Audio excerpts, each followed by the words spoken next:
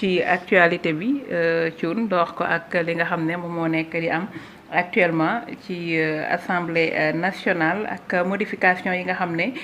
moom la ñu nekk di ko def ci règlement intérieur bi door nañu ko ñu ngi ci plénière mu nekk nag li nga xam ne dafa jëm ci bokk na ci définition claire de la procédure d'élection et de remplacement du président de l'Assemblée nationale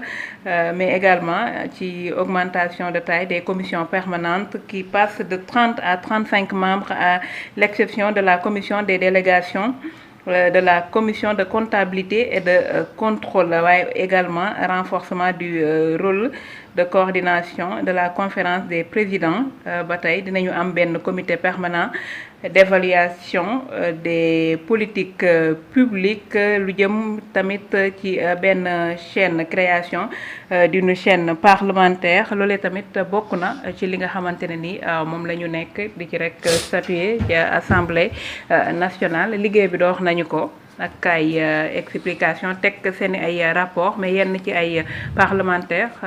di joxe seen xalaat ci li ni mel Thioune bu ñu gisee changement yi nga xamante ne ni moom la ñu bëgg a def ci règlement intérieur bu assemblée nationale peut-être ban jàngat nga ciy def. waaw vraiment dafa am solo parce que ñun suñu texte des fois am na député bi ko wax te mu nekk dëgg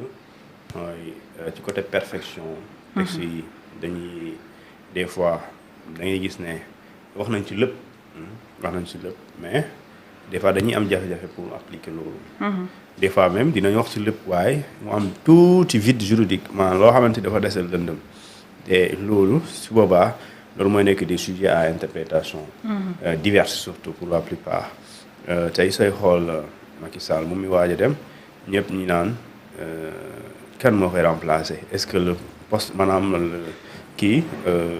est-ce que poste kii bi bu ñu président mën nañ toog 1 minute wala 1 seconde Sénégal am président. parce que texte bi waxul par exemple bu ñu demee waxul prévoir loon par exemple su ñu demee ba situation bu mel nii li xew février 2024 binduñu clairement janvier bu amee lu muy wax lan mooy xew parce que foofu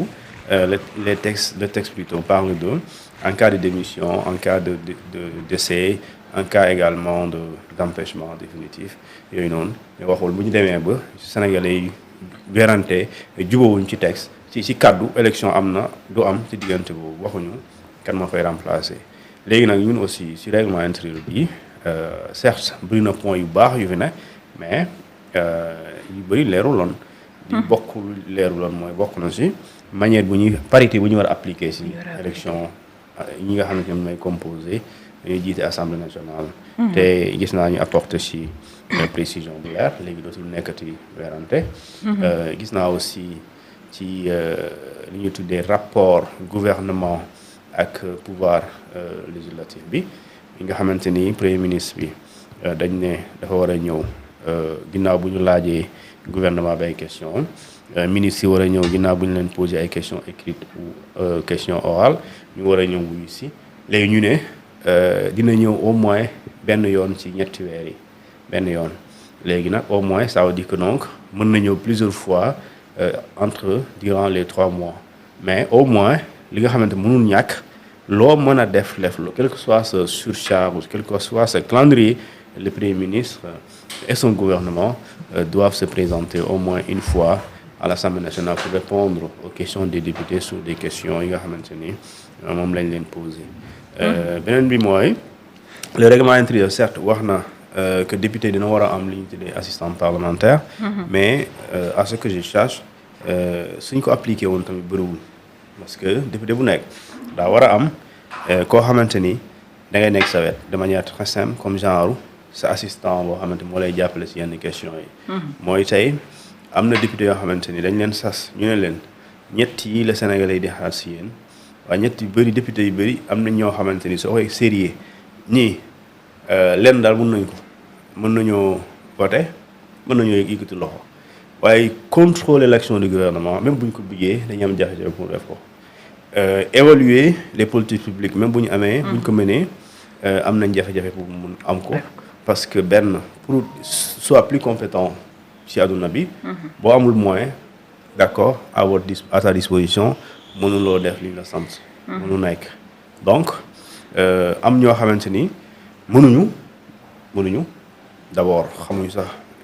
lan mooy mission boobu xamuñu ñu koy defee ñooñu ils ont besoin d'un assistant parlementaire boo xamante ni moo leen di jàppale ci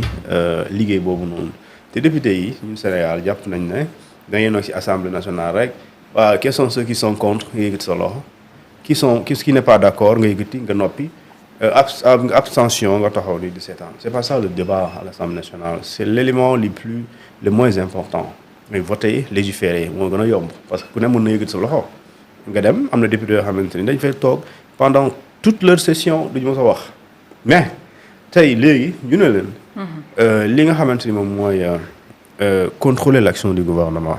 c'est-à-dire que balaa ngay contrôler dara da nga koy xam ba pare ça da nga koy xam léegi balaa nga koy xam aussi nga nekk ci ba pare réaliser cette mission là day fekk yow mais nga am les moyens à ta disposition bu nga mun ko def léegi nag soo ko utalee assistant dina tax aussi le député élu à Nioro ou bien dans le département de Guinguinéo wala Mbacké bu delloo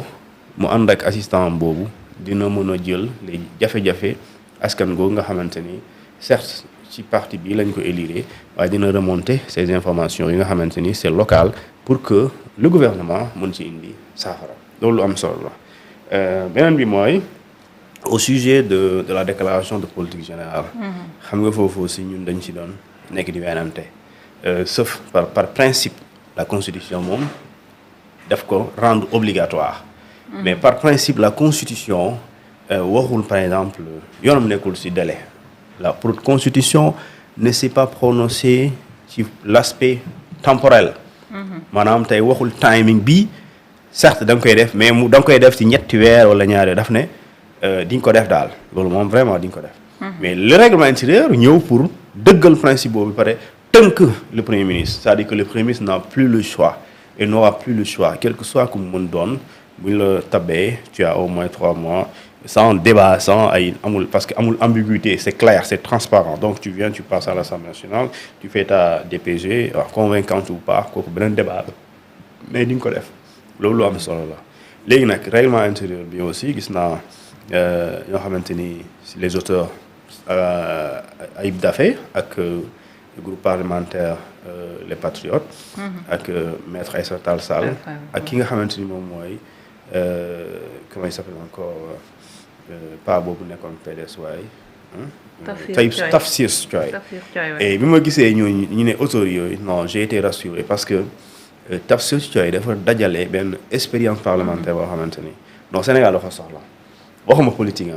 pour aspect politique ku ne mën nañu am wute mais ci règlement intérieur bi ñoom ñoo ko tënk daal du nekk les auteurs mu nekk lu am solo parce que bu njëkk bi bëri woon na manquement parce que Sénégal la il faut na xam plus qu'on avance plus que mu am yu bees yoo xam ne dañ ko war a yeesal te moom bokk na si ñu am expérience boobu bu ñëwee maintenant xam ni lii war nañ ko soppi ñu indi ko léegi mu nekk un règlement intérieur boo xamante ni ce n'est plus celui des années xawma ñaata et ce sera un règlement intérieur de l'Assemblée nationale de l'année 2025 donc à partir d'aujourd'hui bu ñu ko adopté ba mu jàll ce sera un règlement intérieur boo xamante ni pas perfection totalement et manière définitivement ñu ne pare nañ ci waaw au moins yenn questions yi ñëpp d'accord ci nga xamante ni dootu fi nekkati di weerante ci ay député warul naan ndox ci assemblée wala warul seetaan film ci biir donc loolu yëpp c'est cerné c'est réglé nga xamante ni ku ne da ngay xam fi ngay taxaw ak comme ni ko Aïssata Tall Sall waxee règlement intérieur mooy di permettre ci ndigalu ci plutôt ci direction président assemblée nationale bi ñu xam lu ñu doon nan lañu war a doon ci biir assemblée nan la ñuy taxawee mais aussi nan la ñu ko war a doxalee mu nekk lu am solo léegi nag député yi am nañ vraiment maa ngi di mention spéciale